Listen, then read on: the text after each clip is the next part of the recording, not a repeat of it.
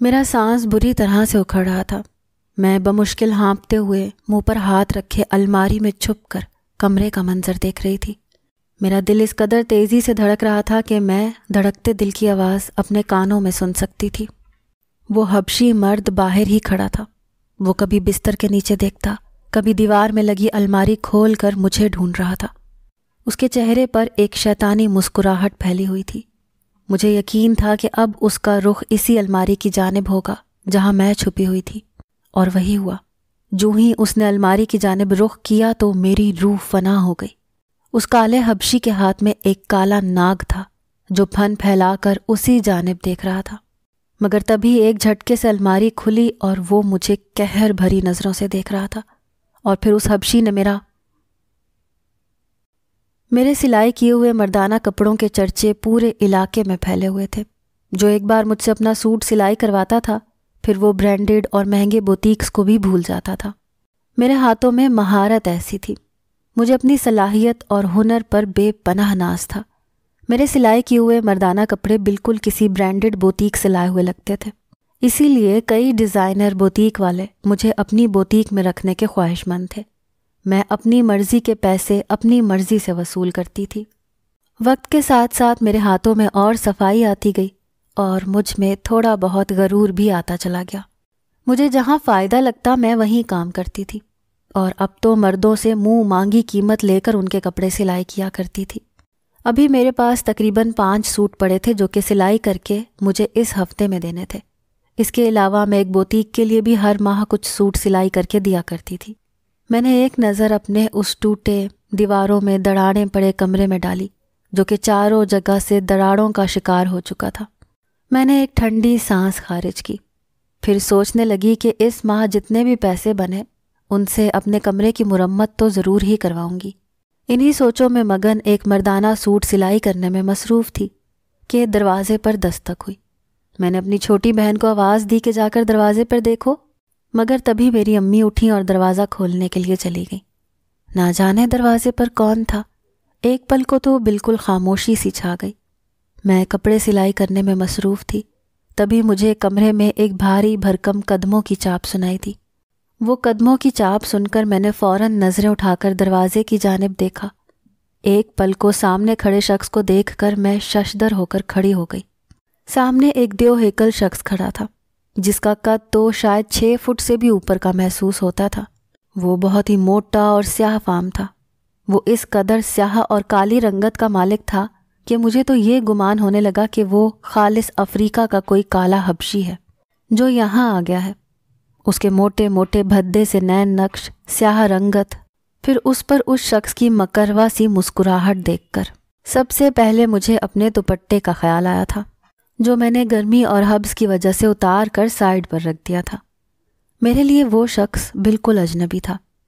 اس شخص کا یہاں کیا کام تھا؟ میں تو اسے جانتی بھی نہیں تھی، نہ ہی یہ کوئی ہمارا رشتہ دار تھا۔ پھر یہ ہمارے گھر کیوں آیا تھا؟ دوسرا سوال میرے ذہن میں یہ ابھرا کہ میری ماں نے اسے اندر آنے ہی کیوں دیا، یہاں تک کہ وہ سیدھا میرے کمرے میں بنا دستک کے داخل ہو گیا۔ میری والدہ بھی چند لمحوں بعد ہی میرے کمرے میں آ گئی۔ میں نے سوالیہ نظروں سے اماں کو دیکھا اور اماں نے میری جانب دیکھا۔ تبھی اماں بولیں کہ یہ کہہ رہے ہیں کہ تم سے سلائی کے بارے میں بات کرنی ہے۔ مجھے اچنبھا ہوا، مگر شاید وہ بھی میرا کوئی گاہک تھا جو مجھ سے اپنا سوٹ سلائی کروانا چاہتا تھا۔ یہی سوچ کر میں نے اسے بٹھایا تو اس نے بغیر تمہید باندھے بات شروع کی۔ وہ ٹوٹی پھوٹی اردو میں کہنے لگا کہ اسے میرے سلائی کیے ہوئے مردانہ کپڑے بہت پسند آئے ہیں۔ اس کے بعد جو وہ بولا اسے سن کر میرے ہوش اڑ گئے۔ وہ کہنے لگا کہ میں نے آپ کے سلائی کیے کپڑے ایک بوتیک سے خریدے تھے اور بڑی مشکل سے اس بوتیک سے آپ کا ایڈریس لے کر یہاں پہنچا ہوں۔ میں چاہتا ہوں کہ آپ میرے ساتھ دبئی چلیں، وہاں ایسے ڈیزائنر کپڑوں کی بہت مانگ ہے۔ حال ہی میں ایک بہت بڑے بوتیک کی برانچ کا افتتاح ہوا ہے، میں نے وہاں آپ کے لیے بات بھی کر لی ہے۔ اگر آپ چاہیں تو دبئی میں کپڑے سلائی کر کے راتوں رات لاکھوں کما کر امیر ہو سکتی ہیں۔ اس کی بات سن کر میں دنگ سی رہ گئی۔ کیسا عجیب شخص تھا۔ اس شخص سے میری نہ جان پہچان تھی نہ کچھ اور، یوں ہی ایک ہی سانس میں بات کیے جا رہا تھا۔ میں ٹک ٹکی باندھے اسے دیکھتی رہ گئی۔ اس نے کہا کہ میں ایک سوٹ جو یہاں سلائی کرتی ہوں اگر دبئی میں کروں تو مجھے اس کی 10 گنا زیادہ قیمت ملے گی۔ میں تو آنکھیں جھپکنا ہی بھول چکی تھی۔ اماں نے ایک نظر میری جانب دیکھا، ان کی آنکھوں میں ایک چمک سی تھی۔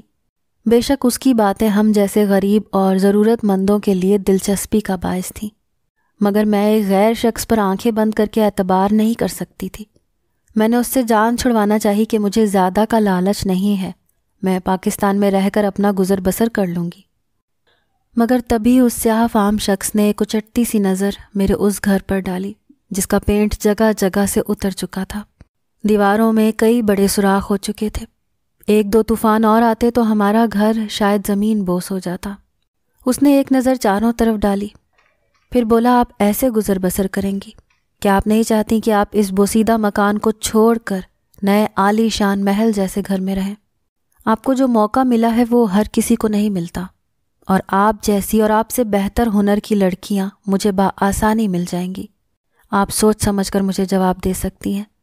یہ کہہ کر اس نے اپنی جیب سے سگریٹ نکالی اور لائٹر سے جلا کر سگریٹ کے کش لگانے لگا۔ وہ بڑے اطمینان سے میرے بوسیدہ اور حبس زدہ کمرے میں بیٹھا میرے جواب کا منتظر تھا۔ میں سوچ میں پڑ چکی تھی۔ بات تو اس کی ٹھیک تھی، میں کون سا کوئی انوکھا کام جانتی تھی؟ یہاں مجھ سے بہتر سلائی والوں سے دنیا بھری پڑی ہے، اور یہ موقع بھی بار بار نہیں ملتا۔ مجھے آگے تو بڑھنا تھا، میں اپنے گھر کی واحد کفیل تھی۔ والد انتقال کر چکے تھے، بہن بھائی سب چھوٹے تھے۔ اخراجات اور بڑھتی مہنگائی نے کمر توڑ کے رکھ دی تھی۔ میں پاکستان میں رہ کر جی توڑ محنت بھی کر لیتی تو 2000 سے اوپر سلائی کے پیسے نہیں دے سکتی تھی، لیکن دبئی میں درہم تھے، کئی گنا زیادہ پیسے کمانے۔ میرے پاس یہ موقع بار بار نہیں آ سکتا تھا۔ میں ابھی سوچ ہی رہی تھی، اس سے پہلے کہ میں کچھ کہتی، اس سے پہلے اس شخص نے اپنی جیب سے ایک چیک نکالا اور میری اماں کی جانب بڑھا دیا۔ کہنے لگا، یہ ایک معمولی سا ایڈوانس ہے، اگر آپ میری آفر کو قبول کر لیں تو میں آپ کو اس سے دگنی رقم اور دوں گا تاکہ آپ اپنا گھر اچھی طرح سے مرمت کروا سکیں۔ اماں نے جب چیک دیکھا تو ایک پل کو اس کے ہاتھ کانپے تھے۔ انہوں نے خود کو بمشکل سنبھالتے ہوئے خشک ہونٹوں پر زبان پھیری اور چیک میری جانب بڑھا دیا۔ چیک پر لکھی رقم دیکھ کر تو میں بھی حیران ہو چکی تھی۔ چیک پر 10 لاکھ کی رقم لکھی ہوئی تھی۔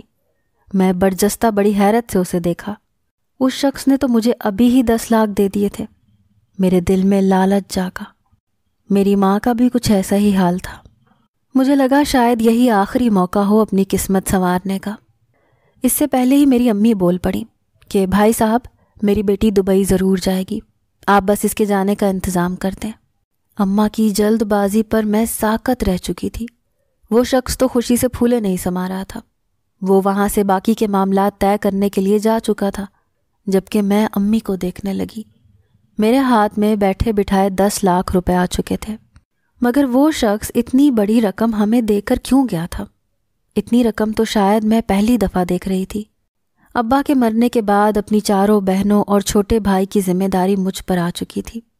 میں نے زیادہ تعلیم تو حاصل نہیں کی تھی، مگر خدا نے مجھے یہ ہنر دے رکھا تھا کہ میں بہت ہی اچھی کپڑوں کی سلائی کر لیا کرتی تھی۔ میں غریب تھی، اتنا ہی کما پاتی کہ مہینے کے آخر میں اپنے بہن بھائیوں کی پڑھائی کا خرچہ اور باقی گھر کا سودا سلف خرید پاتی تھی۔ باقی کی خواہشات تو میں نے جیسے برسوں پہلے ہی دل میں دفن کر دی تھی۔ مگر اب یہ دبئی جانے کی آفر سنی تو میری خوشی کی کوئی انتہا نہیں رہی۔ میری اماں مجھے دبئی بھیجنے کے لیے رضامند ہو گئی۔ کہنے لگی، ہمارے حالات بدل جائیں گے۔ میری امی تو ویسے بھی تھوڑا لالچی مزاج کی تھی، یا پھر تنگی برداشت کر کر کے تھک چکی تھی۔ میرا دل ابھی بھی اندر سے اضطرابی کا شکار تھا، مگر اپنے بہن بھائیوں کے اچھے مستقبل کے لیے اور اماں کی خواہشات کو پورا کرنے کے لیے مجھے یہ قربانی دینا پڑی، اور میں نے دبئی جانے کے لیے حامی بھر لی۔ چند ہفتوں میں تمام تر ضروری کاغذات تیار کر دیے گئے۔ وہ حبشی کئی بار گھر آ کر مجھ سے ضروری کاغذات پر سائن لے چکا تھا۔ مجھے پڑھنا تو نہیں آتا تھا، لیکن بس اپنا نام لکھنا جانتی تھی۔ اس نے کہا کہ 2 سال کا کانٹریکٹ ہے، 2 سال سے پہلے نہ میں پاکستان واپس آ سکتی ہوں اور نہ ہی کہیں اور کام کر سکتی ہوں۔ میرے سامنے کانٹریکٹ پیپر کے ساتھ 15 لاکھ کا چیک بھی رکھا تھا، اسی لیے بنا سوچے سمجھے میں نے سائن کر دیا۔ چند دنوں میں میرا ویزا، ٹکٹ سب کچھ بن چکا تھا، اور پھر میں اپنی ماں اور بہن بھائیوں کو الوداع کہہ کر دبئی کے لیے روانہ ہو گئی۔ وہ حبشی میرے ساتھ جا رہا تھا۔ میں دیکھنے میں بلا کی حسین تھی۔ اس شخص کے ساتھ جہاز میں بیٹھے مجھے عجیب سا لگ رہا تھا۔ وہ ایک دم سیاہ فام اور میں سفید رنگت کی مالک۔ نہ جانے کیوں لیکن وہ شخص مجھے ایک آنکھ نہیں بھایا تھا، بلکہ ایسا انسان تھا جسے دیکھ کر انسان نظریں بدل جائے۔ اسے مسلسل دیکھنا مجھ جیسی لڑکی کے لیے ایک کڑی آزمائش تھی۔ بہرحال میں نے دوران سفر اس سے بات چیت نہیں کی۔ دبئی پہنچ کر میرے دل میں عجیب سی بے چینی اور وسوسے سر اٹھانے لگے تھے۔ نہ جانے اب یہاں آگے میرے ساتھ کیا ہونے والا تھا۔ میرے دل میں عجیب و غریب سے وسوسے سر اٹھا رہے تھے۔ میں نے ایک نظر اس حبشی پہ ڈالی جو مجھے ہی دیکھ رہا تھا۔ اس کی آنکھوں میں ایسی چبھن تھی کہ میں زیادہ دیر اس کی آنکھوں میں نہ دیکھ پائی۔ دبئی پہنچنے کے بعد اس نے مجھے گاڑی میں بٹھایا، پھر ایک فلیٹ میں لے آیا۔ میں فلیٹ میں داخل ہوئی تو یہ دیکھ کر حیران رہ گئی کہ وہ فلیٹ تو بالکل چھوٹی سی بوتیک جیسا لگ رہا تھا۔ وہاں پر مردانہ کپڑے سلائی کرنے کے لیے ہر چیز موجود تھی۔ وہاں کی آرام و آسائش کو دیکھ کر ایک پل کے لیے میں مبہوت ہو کر رہ گئی تھی۔ میں نے تو خواب میں بھی ایسا عالی شان فلیٹ نہیں دیکھا تھا، اور نہ ہی یہ سوچا تھا کہ میں دبئی آؤں گی۔ مجھے وہاں چھوڑنے کے بعد وہ حبشی وہاں سے جا چکا تھا۔ اگلے ہی دن سے کئی سارے کپڑوں کے آرڈرز وہ لے کر میرے پاس آیا۔ اس نے مجھے چند لوگوں سے بھی ملوایا۔ مجھے وہاں کی زبان نہیں آتی تھی، اسی لیے جو بھی شخص میرے گھر آتا وہ حبشی مجھے ان کی ڈیمانڈ بتا دیا کرتا تھا۔ پہلے ہی سوٹ کو جب میں نے سلائی کیا تو گاہک کو وہ بہت پسند آیا۔ اس نے مجھے اتنی رقم دی جسے دیکھ کر میری آنکھیں پھٹی کی پھٹی رہ گئیں۔ اتنی رقم میں تو شاید میں 10 جوڑے سلائی کر کے بھی پاکستان میں نہیں کما سکتی تھی، جو یہاں مجھے ایک جوڑے کی سلائی کے بدلے میں مل رہے تھے۔ یہاں آ کر جو دل میں تھوڑی بہت بے چینی اور وسوسے تھے وہ سب اب دور ہو چکے تھے۔ میں خوش رہنے لگی تھی اور مجھ میں جیسے غرور مزید بڑھنے لگا تھا۔ مجھے لگتا تھا کہ جس طرح میں پیسے کما رہی ہوں بہت جلد میں امیر ہو جاؤں گی اور اپنے بہن بھائیوں کو بھی یہیں دبئی میں بلا کر سیٹل ہو جاؤں گی۔ وہ حبشی روزانہ ہی یہاں آیا کرتا تھا، لیکن تھوڑی دیر بعد واپس چلا جاتا تھا۔ میں اس فلیٹ میں اکیلی رہتی تھی، مگر پھر اس کا دورانیہ بڑھنے لگا۔ جیسے جیسے میرا کام بڑھنے لگا وہ حبشی آہستہ آہستہ یہیں رات گزارنے لگا۔ اس فلیٹ میں 4 کمرے تھے، 2 سلائی کے لیے تھے اور ایک کمرے میں میں آرام کرتی تھی، اور ایک کمرہ اس کے لیے مخصوص تھا جو لاک ہی رہتا تھا۔ وہ جب بھی آتا تھا اس کمرے میں ضرور جاتا تھا، پھر وہ وہاں سونے بھی لگا۔ ابھی تک اس نے مجھے بری نظر نہیں ڈالی تھی اور مجھ سے بہت ادب اور لحاظ سے بات کرتا تھا، اسی لیے مجھے کبھی اسے لے کر بری نیت کا شک نہیں ہوا تھا۔ پہلے 1 مہینہ تو میں نے فلیٹ میں رہ کر خوب کمائی کی، کچھ پیسے اور تحفے گھر ماں اور بہن بھائیوں کے لیے بھی بھیجے، مگر پھر آہستہ آہستہ کام کم ہوتا چلا گیا اور اس حبشی کا گھر پر آنا جانا بڑھنے لگا۔ ایک روز وہ حبشی فلیٹ میں آیا تو لڑکھڑا کر چل رہا تھا۔ اسے اس حالت میں دیکھ کر میں خوفزدہ سی ہو گئی، نہ جانے اسے کیا ہوا تھا۔ میں اسے بھائی سمجھتے ہوئے اس کے قریب گئی تاکہ اسے سنبھال لوں۔ وہ جس قدر لڑکھڑا رہا تھا امید تھی کہ فرش پر گر جاتا، مگر جو ہی میں اس کے قریب گئی تو اس کے جسم سے آتی بدبو سے مجھے ابکائی آنے لگی۔ اس کے پاس سے تو انتہائی گندی بدبو آ رہی تھی، یوں لگتا تھا جیسے وہ کوئی نشہ آور چیز پی کر آیا ہو۔ میرا وجود لرزنے لگا، میں کانپ رہی تھی۔ یہ کیا ہو گیا تھا؟ جو بھی تھا وہ شخص میرے لیے نامحرم تھا۔ نشے کی حالت میں وہ یہاں کیا کرنے آیا تھا؟ میں خوف کے مارے اس سے دور ہونے لگی، بھاگ کر اپنے کمرے میں چلی گئی۔ میرا دل پوری قوت سے دھڑک رہا تھا۔ وہ شخص کس نیت سے اس گھر میں داخل ہوا تھا؟ آخر وہ کرنا کیا چاہتا تھا؟ کہیں وہ میری عزت؟ اتنا سوچ کر میری تمام تر سوچیں وہیں دم توڑ گئیں۔ میری آنکھوں سے آنسو گرنے لگے۔ وہ حبشی باہر ہی صوفے پر بیٹھ چکا تھا اور اب بار بار مجھے آوازیں دے رہا تھا۔ کم از کم اس وقت تو میں اس کے پاس نہیں جا سکتی تھی۔ کتنی ہی دیر میں کمرے میں بند رہی۔ جب کمرے سے باہر اس کی کوئی آواز نہ آئی تو مجھے لگا شاید وہ جا چکا ہے۔ یہی سوچ کر میں نے ایک سکون کی سانس خارج کی اور کمرے سے باہر نکل آئی۔ سامنے کوئی بھی نہیں تھا۔ میرا جسم ابھی بھی کانپ رہا تھا۔ خوف کے مارے میرا حلق خشک ہو چکا تھا۔ میں جیسے ہی پانی پینے کی غرض سے کچن کی جانب جانے لگی تو میرے حلق سے بے ساختہ ایک چیخ برآمد ہوئی۔ ایک کالا ناگ کچن کے فرش پر رینگ رہا تھا۔ مجھے رینگنے والے جانوروں سے شدید ڈر لگتا تھا۔ سانپ کو دیکھ کر تو ویسے بھی اچھے بھلے انسان کے اوسان خطا ہو جاتے ہیں، میں تو پھر میں تھی۔ میرا جسم برف کی سل بنے وہیں جم چکا تھا۔ میں نے پیچھے کی جانب بمشکل قدم اٹھانے شروع کیے، مگر تبھی میرا وجود ایک سخت چیز سے ٹکرا گیا۔ میں نے اس وجود کو پلٹ کر دیکھا تو بوکھلا کر ایک طرف ہوئی۔ وہ قد آور حبشی میرے پیچھے کھڑا مسکرا رہا تھا۔ مجھے یوں زرد پڑتے دیکھ کر اس کے چہرے پر مسکراہٹ پھیلی۔ کہنے لگا، کب سے آوازیں دے رہا ہوں، آخر بول کیوں نہیں رہی تھی؟ تمہارے لیے کپڑوں کا آرڈر لایا ہوں۔ بڑی بے تکلفی سے اس نے میرا ہاتھ پکڑا۔ میں اس وقت بدحواسی اور سانپ کے خوف کی وجہ سے کانپ رہی تھی۔ میں نے بمشکل سامنے سانپ کی طرف اشارہ کیا۔ خوف کے مارے میرے منہ سے آواز بھی نہیں نکل رہی تھی۔ وہ شخص اتنے بڑے خطرناک ناگ کو دیکھنے کے باوجود نارمل کھڑا تھا، اور اب تو وہ بالکل بھی کسی نشے کی کیفیت میں محسوس نہیں ہو رہا تھا۔ میں بمشکل کانپتے ہوئے بولی کہ وہ سانپ، اسے مارو، مگر تبھی اس کا کہکہا بلند ہوا۔ اس کا ہر ایک انداز مجھے چونکا رہا تھا۔ میرا دماغ معوف ہو چکا تھا۔ اس نے میری مخصوص سلائی والی میز پر مجھے بٹھایا اور پھر بڑی مہارت سے اس سانپ کے پاس جا کر اسے اپنے ہاتھ میں اٹھا لیا۔ اتنا بڑا ناگ سر اٹھا کر اس کے کندھے پر بیٹھ چکا تھا۔ وہ شخص میرے پاس چلتا ہوا آنے لگا تو میں مارے خوف کے چلانے لگی۔ مجھے لگا شاید خوف سے آج میری موت واقع ہو جائے گی۔ کہنے لگا، یہ بلیک مائیکل ہے، میرا دوست ہے، میری جان ہے، مجھے اس سانپ سے بہت محبت ہے۔ پھر وہ حبشی میرے پاس آیا، مجھے بولا، آج کسی انسان کے نہیں بلکہ اپنے اس ناگ کے کپڑے سلائی کروانے ہیں۔ تم اگر میرے اس پالتو ناگ کے کپڑے سلائی کرو گی تو تمہیں منہ مانگی رقم دوں گا۔ میں تو اس سانپ کو دیکھ کر سانس لینا بھول گئی تھی۔ میں نے اسے انکار کر دیا۔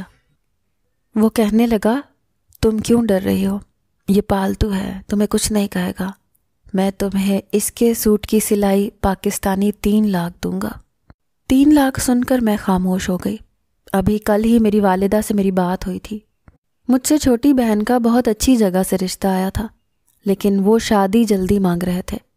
میری ماں نے مجھ سے کہا تھا کہ میں جلدی انہیں پیسے بھیجوں۔ میرے لیے یہ اچھا موقع تھا۔ وہ حبشی ابھی بھی نشے میں مجھے بڑے غور سے دیکھ رہا تھا، اور اس سیاہ فام شخص کے ہاتھ میں سانپ بھی اسی جیسے سیاہ پکڑا ہوا تھا۔ میں نے کہا، ٹھیک ہے، میں سی دوں گی۔ میرے الفاظ میں خوف کے مارے کپ کپاہٹ تھی، لیکن مجھے پیسوں کی بھی ضرورت تھی، اسی لیے میں نے حامی بھر لی۔ اس حبشی نے وہ سانپ سامنے ٹیبل پر رکھ دیا۔ میں نے انچنگ ٹیپ اٹھائی اور کانپتے ہاتھوں کے ساتھ اس سانپ کا ناپ لیا۔ اس کے بعد وہ حبشی اس سانپ کو لے کر اپنے کمرے میں چلا گیا۔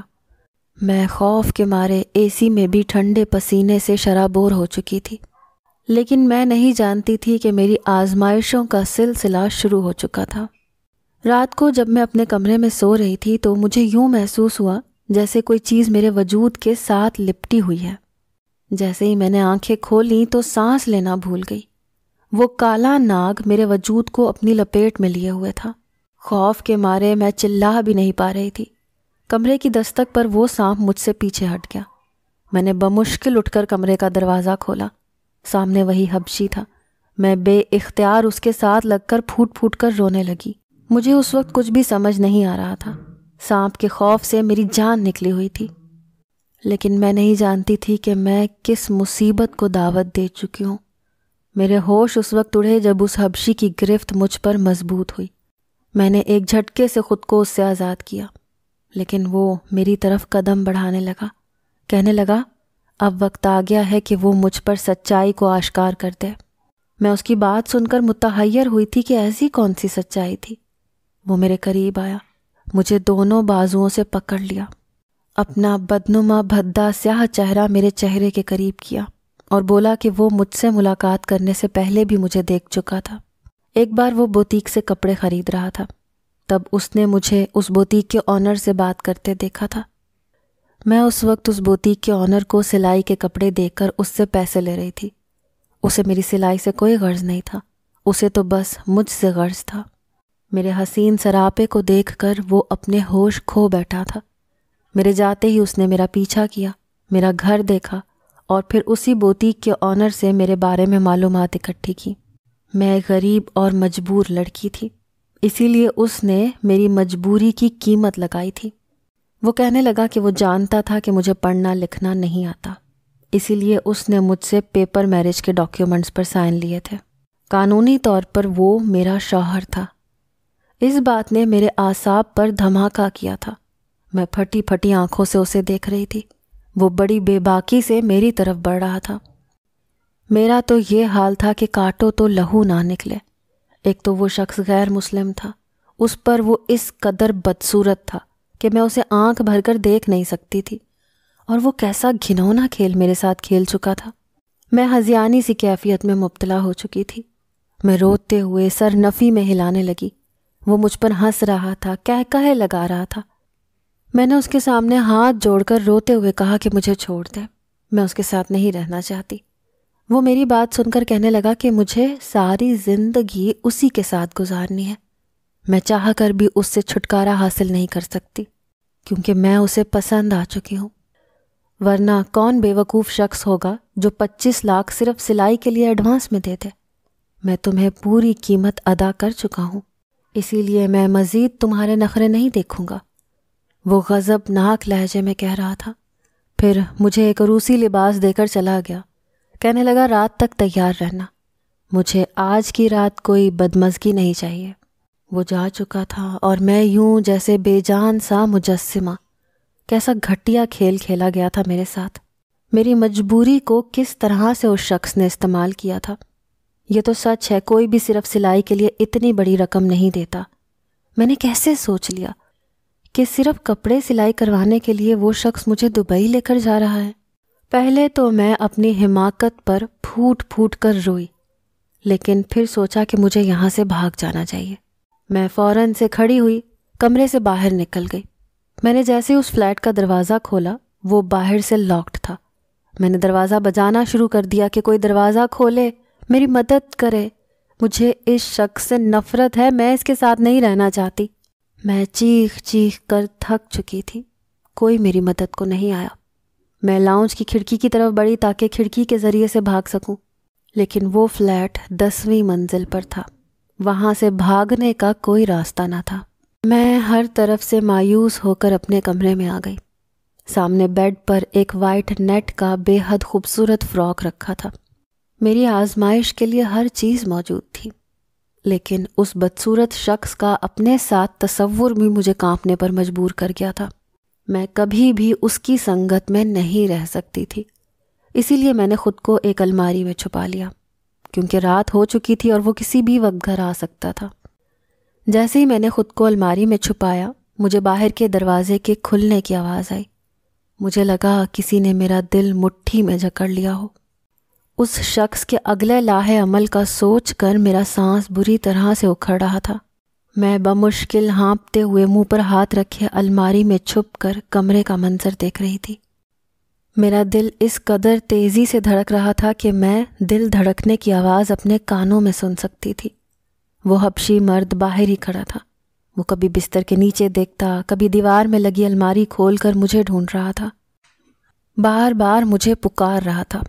اس کے چہرے پر ایک شیطانی مسکراہٹ پھیلی ہوئی تھی۔ مجھے یقین تھا کہ اب اس کا رخ اسی الماری کی جانب ہوگا جہاں میں چھپی ہوئی تھی، اور وہی ہوا۔